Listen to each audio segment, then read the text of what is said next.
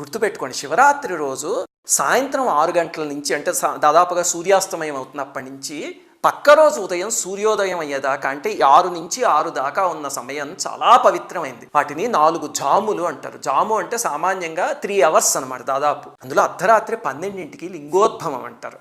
ఆ సమయం పరమ పవిత్రమైనది. అందుకని మీకు కుదిరితే లింగోద్భవం దాకా లేచుండి ఆ సమయానికి అభిషేకం చేయడానికి ప్రయత్నించండి. కొంచెం అభిషేకం చేసిన 5 నిమిషాలు చేసినా సరే అపారమైన ఫలితం. అలాగే ఎన్నిసార్లు చేయాలండి అభిషేకము అంటే, సామాన్యంగా ఏకాదశ రుద్రులు అంటారు పరమేశ్వరుడు యొక్క 11 స్వరూపాలు.